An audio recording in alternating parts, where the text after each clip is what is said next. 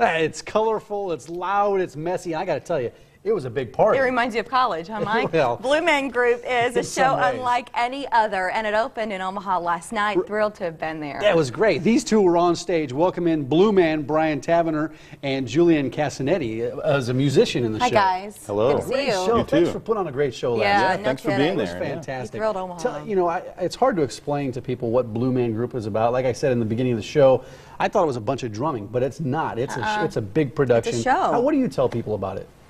I like to call it an experience, not a show. I like to just say, get ready for something you've never seen before, and to have a connection with someone you're sitting next to that you don't know. How did it get started? Did it start with the pipes?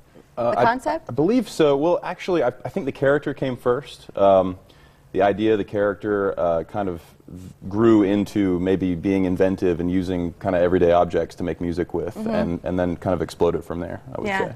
Hey, we're going to take a look at some of this video right here. This is a great part in the show last night. But talk about the blue makeup. I mean, the Blue Man Group, that's their identity. How did that come about, and the black costumes? I feel, I don't know, you want to take this one since you're on the outside? I think how it started as far as the character's visual image was that one of the creators, I think it was Phil, had a dream. And in the dream, he was blue with this just black clothing and a blue face. And they kind of, at the time, it was I think around the early 90s where they got a coalition together to do something called the Death to the 80s. And what they did is they dressed up in this character that one of the creators dreamt of, which was the blue face and the black clothing. And they had this big fake funeral procession for the 80s. It was on MTV. I think that's one of the first mainstream. What is the makeup made of? What is on your head? Because you can't see your when ears. you're on stage. There's some sort of... No, but then there are these close-up shots where there's a guy with a camera on stage and it gets really close to your face at a couple of points. What is the makeup made of, and how does it stay on? It's a pretty viscous grease paint, basically, and it never dries. So if it gets on anything, I don't know. I guess you can probably get it out with dish soap or something. But it's a pretty intense material. It always looks wet. Yeah, your face definitely. always looks wet. There's a number of people at the end of the show that reach out. It has to be a mask. It has to be, something else. And then they have blue all over their and fingers. you see it and kind of caked in your eyebrows and in your eyelashes. Yeah, that What is happens. the experience of wearing it like? I love it. I mean, it's kind of transforming. Yeah, you can be a different person after you put it on. For people who saw the show last night or who are going to see it, they want to know which Blue Man you are. And there's one scene, I think that's probably easy to figure that out, where there's a gumball machine and those balls are being tossed and then some marshmallows. Where are you in that scene? Well, at this point, I'm most likely going to be catching the gumballs and be the painter of the scene. So. And you spin the canvas. What are those paintballs made of? Because it's got to be something that's safe for you to ingest. It's an ingestible paint. It's an egg-based paint. Got it. It's kind of disgusting, but we get used to it. I bet. Yeah, that's a cool part. Yeah. Breakfast and make sure at the same time. Right. How do you get these skills to be a blue? How do you get to be a Blue Man first? And what type of skills are required? Oh, that's interesting. I think everyone starts from a different place. It can be acting. It can be musicians. For me, I kind of started out more as a musician. I look over to the actual musician sitting on this couch. Julian is up on the stage. So during the show, there are four of you that are elevated above, and you're playing drums or guitar, kind of getting into it, and that's where you'll notice Julian from. Yeah, keep You'll going. actually see. I mean, you'll see us watching them for part of the show as well, because it's a whole synergy It's up so there. cool. It's excellent. Yeah. Yeah. But I mean, it's a variety of things. I think it really takes someone who can balance out their talents and kind of take from a bunch of different pools of places. And really, in the end, it's not really about the actual talents you have, but about, I think, kind of mentally your care for what you're doing, your investment in the audience. Are you you talk about there's a different audience every night. Do you guys ad lib at any point, or is everything pretty rehearsed?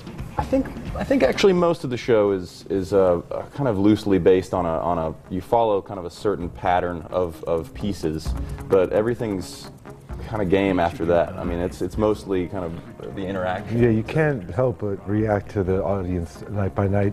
Sometimes they give you a lot, sometimes they don't give you anything to work with. And though we have a general framework for the show, depending on how night by night the choices we make will end up changing the show. So there's fair share of ad-libbing and on-point decision-making. How is it to be part of this team that gets this kind of reaction out of the crowd, Julian? When you're on stage and you see people standing up and dancing and their arms are in the air and they're cheering and shouting. It's pretty ridiculous. It's pretty amazing. And to think of the entire crew that, when you think of Blue Man Group, it's very much Blue Man Group. Like from the audio and visual, everyone that on our crew that it takes to make that happen. You know, I see the people backstage while I see the people in the audience enjoying it, and it's really just, you really feel like a part of something, and including the audience, everyone becomes a part of that same something. Well, this is a show that really became popular in Vegas. How is the touring production different from the Vegas show? This touring production actually is where we launched a lot of new pieces that are now being featured in all the smaller sit-down shows. So though we have some classic pieces that have been there since the beginning, this is the show that really brought forth, you know, almost a half a dozen new pieces and new technologies and new instruments and et cetera. The video we're looking at now, this was my favorite part of the night, with those big balloons bouncing around and changing color. What is your favorite part? Wow. I mean, it's tough to pick one. It depends on the night also. I mean, every show's different, so you'll have a favorite moment because, like you said, I mean, we're used to the general way things go every night, but it's always different. So there's always a different moment. I think last night I really enjoyed Feast, which we call the 20-minute segment. That We was pull the woman up. that's one of my favorite parts. It's you got to be on point. You have to be totally invested, totally focused on this new member of the group that we have up there. Now, do you randomly, what he's talking about is, it seems, as an audience member, that you just at random pick somebody out of the audience to be part of this scene with you. That's exactly what we do, yeah. It's not, she wasn't screened in advance? Not at all. Yeah. That's the, I think even picking her, I mean, because that involves a lot of music. That's my favorite part, is the actual searching for her.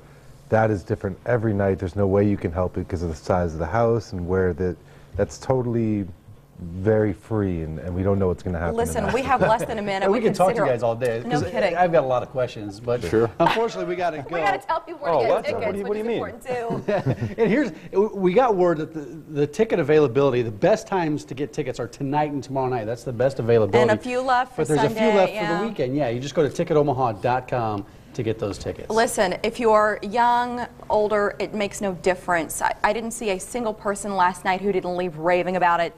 ticketomaha.com, a good place to get more information online. Gentlemen, thanks so much. Thank you guys. This has been a treat. And enjoy yourself in Omaha. I know you're doing a great show. Will do. We will. Have some fun while you're here. Thanks a lot. Thank you.